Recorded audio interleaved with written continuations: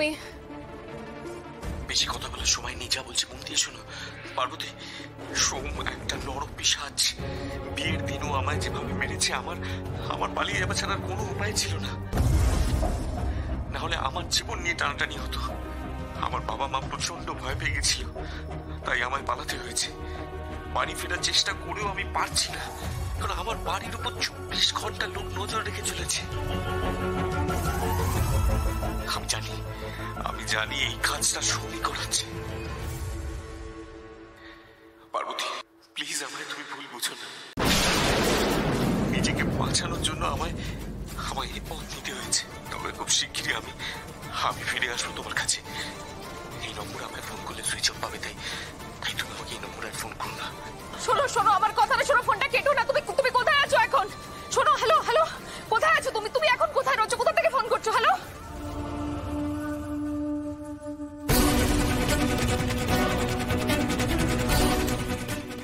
কি হয়েছে পারো? কি আবার প্রেসিডেন্ট তহবিলের টাকা, সেগুলো আবার ওখানে ফেরত করতে হবে?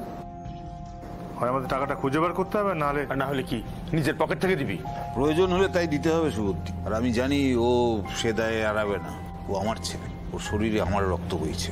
সে তো বুঝলাম, কিন্তু দেবে কোত্থেকে? বাইকটা বেঁচে তো সুবুদ্ধি কাকা। সমীর কাকা আছে, ও তো ওই গাড়ি কেনা বেচার ব্যবসায়ী করে। জানি হয়তো পুরো দামটা উঠবে না, যতটুকু ওঠে দেখি কত দাম দেয়।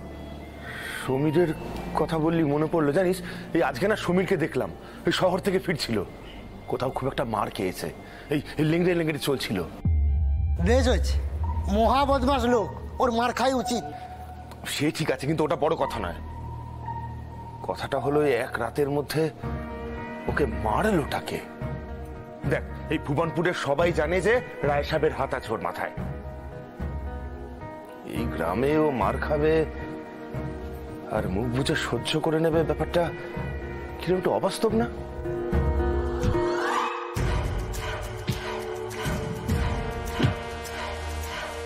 কোথায় যেন লেগেছে, পায় লেংচে হাঁটছে। হ্যাঁ, কেন? না কিছু না, একটা সন্দেহ হচ্ছে।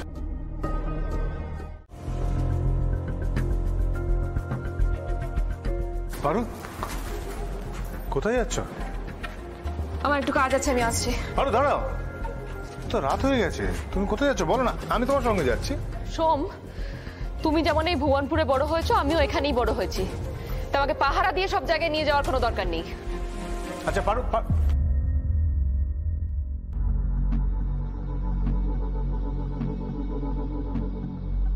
তোমাদের বন্ধু কোথায় গেল? আরে তোমরা যেতে পারতে তো, একা ছেড়ে দিলে, এত রাত্রি হয়ে গেছে। না আমি যেতে পারতাম, জোর করতে পারতাম, কিন্তু জোর করলে তোমরা তো বুঝতেই পারছো একটা ঝামেলা বাধ্য। আমরা তো যেতেই চেয়েছিলাম, কিন্তু ও তো নিজেই আমাদের না করে দিল। কোথায় গেছে কোনো ধারণা আছে? ও একটা নাম্বারের লোকেশন চাইছিল আমার কাছে,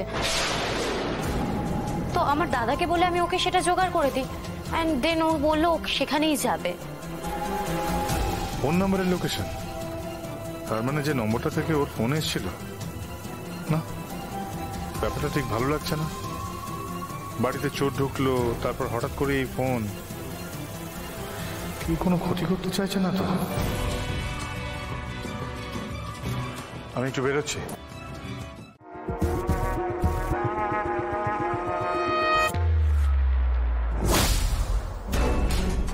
সিদ্ধার্থ কি তাহলে এই ভুবনপুরেই লুকিয়ে আছে? দেখা করতে এসেছে আমার সাথে, কিন্তু ভয়ে সামনে আসতে পারছে না।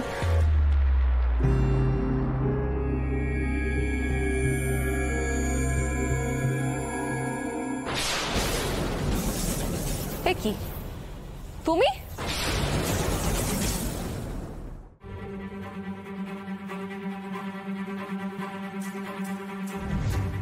কি ব্যাপারটা কি? তোমাকে যে বারণ করলাম আসতে?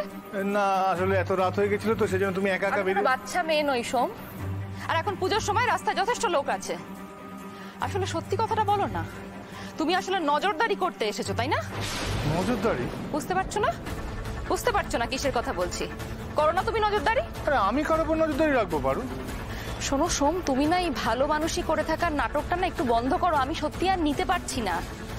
তুমি জানো না আমি কার কথা বলছি? আমি সেই মানুষটার কথা বলছি যাকে তুমি মেরে ধমকে ভয় দেখিয়ে ভুবনপুর ছাড়া করেছো, আর এখন তার বাড়ির ওপরেও নজর রাখছো লোক দিয়ে, তাই তো? ও, তুমি সিদ্ধার্থর কথা বলছো? ও তোমাকে এসব বলেছে? আচ্ছা তুমি বলো তো, এসব করে আমার কি লাভ? সিদ্ধার্থ কি তবে সব মিথ্যে কথা বলছে? কেন, সিদ্ধার্থ বলেছে যে আমি এসব করেছি? আমার কাছে একটা ফোন এসেছিল, সিদ্ধার্থর ফোন। সেখানে সিদ্ধার্থ আমাকে বলেছে যে কিভাবে তুমি ওকে ভয় দেখিয়ে মেরে ধমকে বিয়ের দিন ভুবনপুর থেকে তাড়িয়ে দিয়েছো, এমনকি ওর মা বাবাকেও ভয় দেখিয়েছো। শুধুমাত্র তোমার ভয়, শুধুমাত্র তোমার ভয় সিদ্ধার্থ আমার সামনে আসতে পারছে না। সোম, পার্বতী, আমি যে তোমায় কিভাবে বিশ্বাস করাই আমি সত্যি জানি না। এই তোমার মনের মধ্যে যে এই মিথ্যে কথাগুলো আছে, এটা একমাত্র বের করতে পারে সিদ্ধার্থ। তার জন্য ওর সামনে আসাটা খুব দরকার। আমি মনে মনে চাই যে ও তোমার সামনে এসে সমস্ত সত্যিটা বলুক। জানি না সোম, আমি জানি না, আমি কিচ্ছু জানি না। আমার না খুব অচেনা লাগছে তোমাকে। আমি বুঝতে পারছি না কোনটা সত্যি কোনটা মিথ্যে। আমি কিচ্ছু বুঝতে পারছি না। আমি কিচ্ছু বুঝতে পারছি না কি হচ্ছে। আমি যাচ্ছি।